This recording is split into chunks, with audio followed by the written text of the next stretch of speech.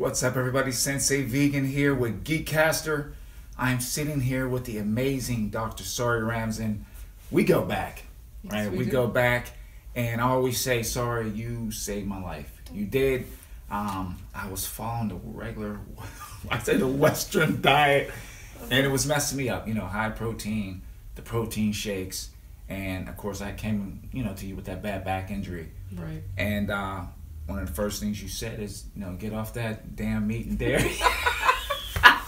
No lie, get off that damn meat and dairy. And like an idiot, I didn't listen, and my back started to mess up, and I kept hearing your voice ringing in my head. And I went vegan overnight, did some research, and I feel great. I do. I feel great. Strength is up, and just give an insight to the people on what you do, how you got started. I know you have your own practice now and everything, yes. And just give us a little insight on your whole background here. Okay, well, I'm a chiropractor. I have my own practice in Brooklyn, Brownsville, 60 Belmont Avenue, and I've actually been a vegan and also eat, as they say, plant life-based diet for 18 years now. Wow. And it started with me. Wow. I was taking yoga class, and basically my yoga teachers told me if I wanted to be more spiritual, then I couldn't put any death in my body. And it just translated like, wow. And then she broke it down, like she thought about like when you kill an animal, all that energy from the animal's fear and anger for being caged up, it goes into your body.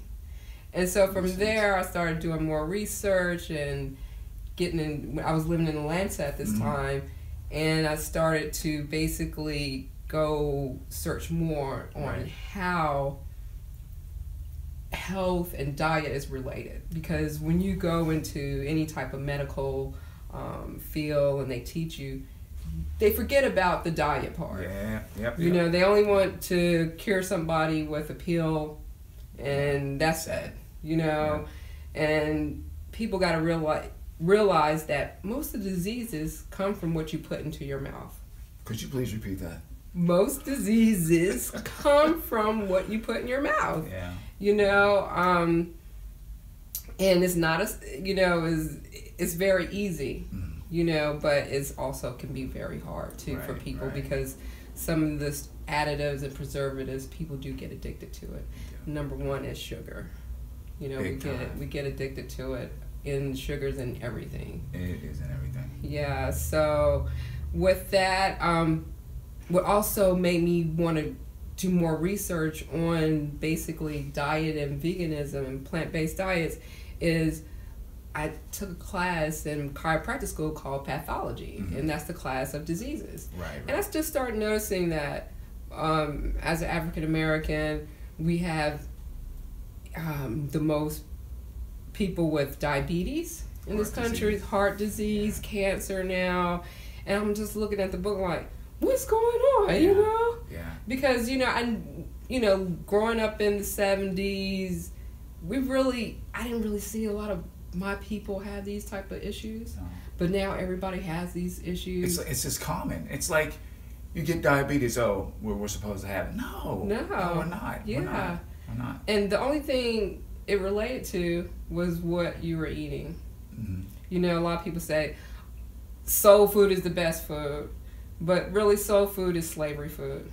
Yeah. So I was just looking at how we eat chicken, and macaroni and cheese and I don't even eat this stuff much anymore, so I'm like having trouble. Yeah, it's just that's death food that'll put you on the ground. You can't. I mean, every so often is not bad, but to eat that stuff every day, it's just.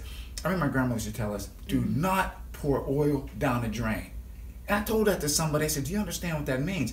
I said, "You guys eat all this fried food and all these oils. If it clogs up a drain, what's it doing to your arteries?" Exactly. Yeah. And fat doesn't digest it. Your body just distributes it in different places. And next thing you know, you're getting stents and strokes and you know what I mean? Surgery. Yeah, and all that stuff to correct the issue. Yeah. Eat some good food. I know. Eat some healthy healthy food, right? Yeah, like the greens. And another thing that I'm noticing too is like when people do go on the plant-based, they're just eating a lot of carbs. You know, they're not really eating greens. I eat a lot of greens. You know, and they're not eating a lot of fruits and stuff. They may just eat like you said, still eating the macaroni. Because even though you say you're vegan, sometimes you can be unhealthy. Vegan. Yeah, I see that a lot. Yeah, you can be, and you'd be like, oh my gosh, you weigh 200 or 300 pounds, and you're like, I'm a vegan, and you're like, why? And you just, okay, you're still eating crap, you know, because there's still crap diet like soy. You know, soy. I know that's one of that's the safe plant. It's like one of American staples now. Yeah, but it's really so high in acid and the hormones, and it's genetically modified. It's not a real plant anymore. And when your body's acidic, that's when a disease like can set into your body and cause all kind of havoc, right? Exactly. Right. And that's why you want to try to get as much as you can in your body more in an alkaline state. Nice. Yeah. Now with your practice, do you incorporate the diet with what you do, right? As far as like when people come in and you... I try to, but a lot of people, you know, they don't want to hear it. So whoever's open to the listening to it, you know, like I may say, like I told you at that time, you're like, hey, if you really don't want to see me as much, then change your diet.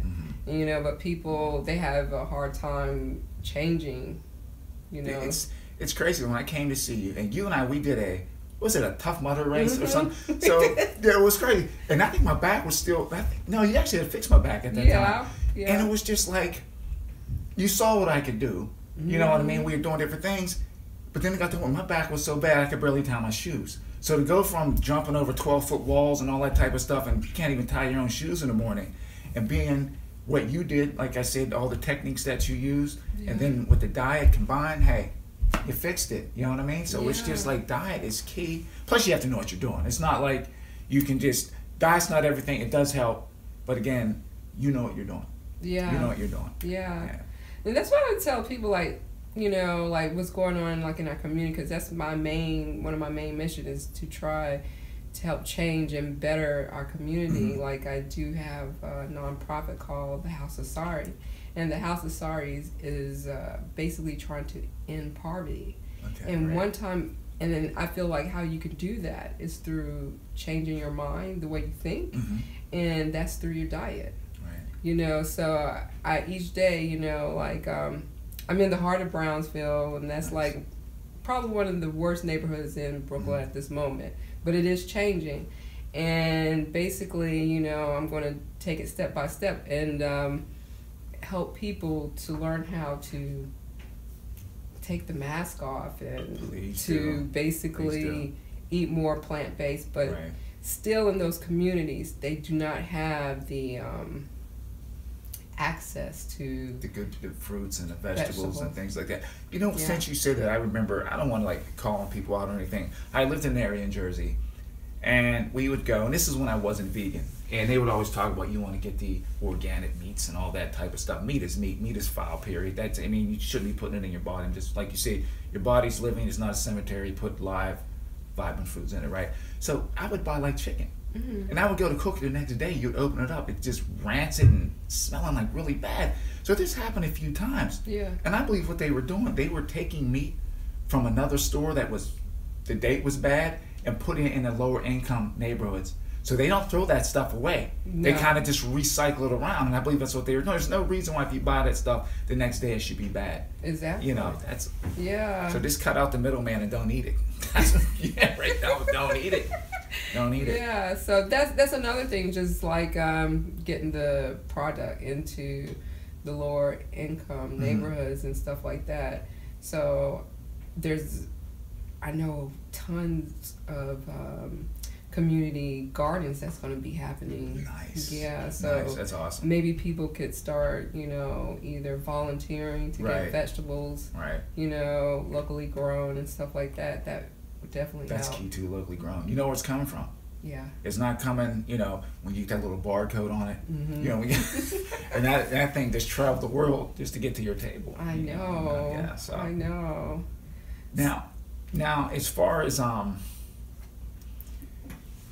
people receiving, because it's like a lot of times people want to go to, they think you like regular Western medicine. Oh, I got to go to my doctor and I got to get a pill for this and a pill for that and a pill. And you're able to have someone come in, do what you do, and fix them. Do they get surprised about that, or is it just like, do they? Because their minds are so keyed in on medication. Well, we're living in a society where, you know, now one of the biggest problems is opiates at this moment. So I notice a lot of my patients, they're coming, they just want, you know, prescription. Percocets or, you know, any type of opiates, you know. So that's the big issue right now. But some people, they are smart right now because everything is, you know, information is at their fingertips on their phone, so they actually know that about chiropractors. Some people don't really, but then some people do with the research. So it's like almost like, I would say like 20% of the people do know that you can probably heal through your diet and through other alternative medicines. Right. However, you know, people, they want to be ignorant. Well, we got to get that number higher. Yeah. No, seriously, we do. People don't understand a lot of this stuff that's natural goes back thousands and thousands of years.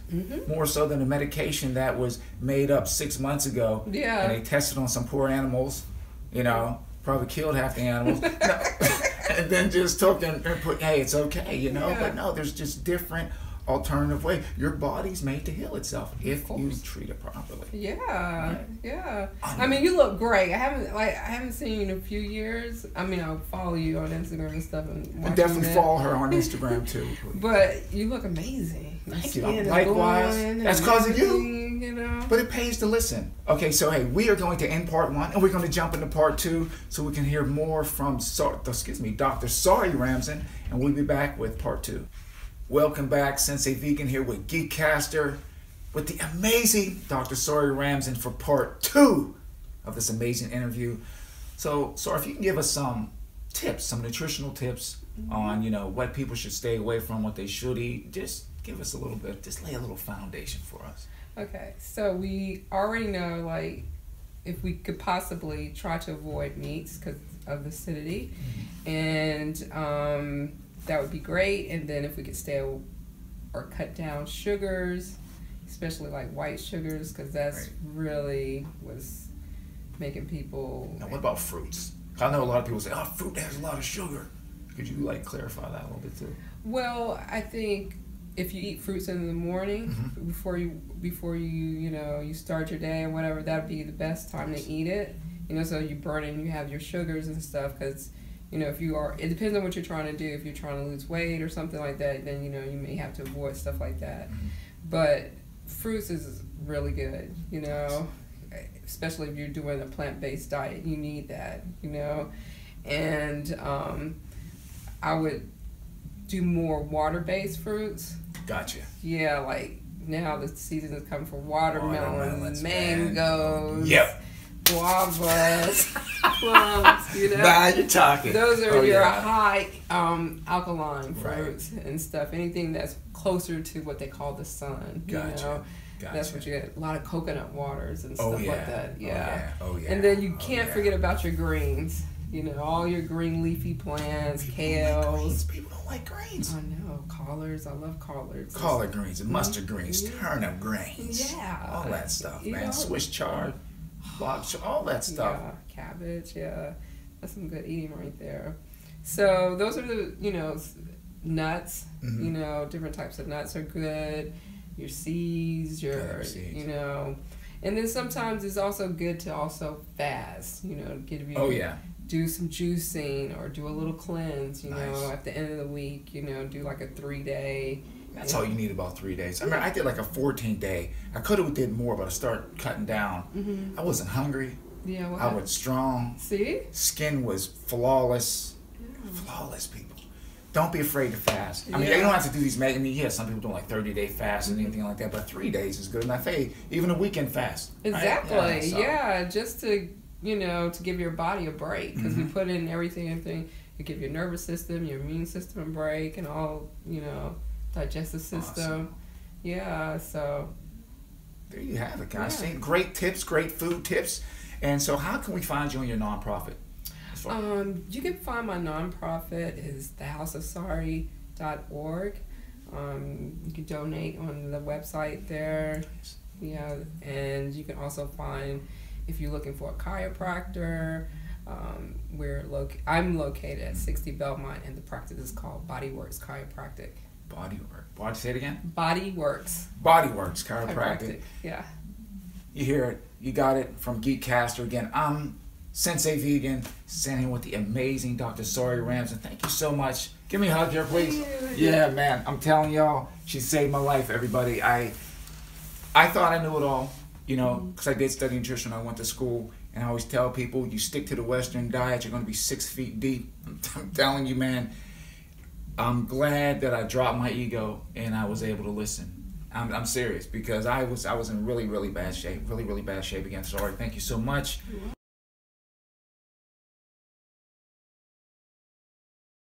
We're going to get some tips from Dr. Sari Ramsden on different ways to fast. Now, there's quite a few different ways.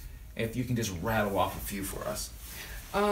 Yes, there's basically as a spiritual fasting, you know, but and there's people that'll just fast, do the Lent, they'll just take something out their diet. Those are types of fasts. But what I'm talking about for a more healthy fast is to not put any solid foods in your body. I'm talking about maybe doing different juices, like just maintaining to watermelon, just doing watermelon juice for a couple of days, coconut water too, and basically there's also, you can do a lemonade fast, and that'll just basically, with the lemonade you're using cayenne pepper, maple syrup, the lemons, and water, and doing it that way. It's called the Master Cleanser. I think people have heard of that. Okay, never knew the name of that, but I've heard of the with the cayenne pepper and the lemon. Yes. Yeah, so people can do that for like 3 days. I say 3 days minimum, because that'll give your body. But like you said, you can do it just for 2 days if you like. But just giving your body a break. Right. You know. I'm not telling people to do like 40, 50 days or 30 days, because that could be too much if they're trying to start off. But like once a day, for like a month, that would be great. Right. Yeah. I know the fast that worked for me. I did an all juice fast. I did it for 14 days. I would have tamarind juice. I love that stuff. Oh my goodness. Hopefully I said it right. I did the tamarind. I would have a citrus blend where I would do oranges, lemon, lime, grapefruit juice, and pineapple. And what other juices did I do? Definitely the green juice. Green juice would have spinach, kale, cabbage, you name whatever was green, we were throwing that thing, and it was like I wasn't hungry. I wasn't hungry. My body was strong, and your mind is just like, you start processing information quick. You don't have all that fat running through your darn system. No. You know what I mean? So it's like your brain function is on a higher freaking level, man. It's like everything's in touch. Well, you're giving your body doesn't really. The hardest thing the body has to do is to break down food. People don't really realize that, because sometimes when people do eat meat, it takes maybe like certain meats like almost a week to break it down. Wow. And people don't realize that's why people have colon cancer, because like it just sits in there. It sits and sits. Yeah. And when you are very gassy, that means that the body, you do have something still in the intestines and stomach that's just sitting there. Wow. Not moving at all. That's why you have the gas, So basically when you fast, you're giving your digestive system a chance to heal, do what it has to do, or relax, not put more food, given, working so hard. So like the juicing, when you do juice, you're just automatically getting the nutrients in. Directly in there. Yeah. It's just cutting out the middleman, I always say. Yeah. It's just straight nutrition for your body. I knew someone that actually, they went plant-based, probably 4 weeks now, 4 weeks in. Awesome. And I told them to watch What the Health. Okay, if anyone hasn't watched that movie, watch it. And after they watch the movie, they're like all confused. They're like questioning everything they start eating. They're like, well, you know what? I was like, try it for 14 days. Try it for 21. If you don't like it, then if you don't get any results, go back to eating what you eat. Okay? 30 days in, they come to me. They're like, hey, I lost 9 pounds. I'm like, really? I said, are you hungry? They're like, no. I said, are you starving yourself? No, I'm eating more food than I ever ate. I'm like, well, there you go. And this was the crazy part. They're like, but there's one thing wrong. It's like, I'm going to the bathroom so much.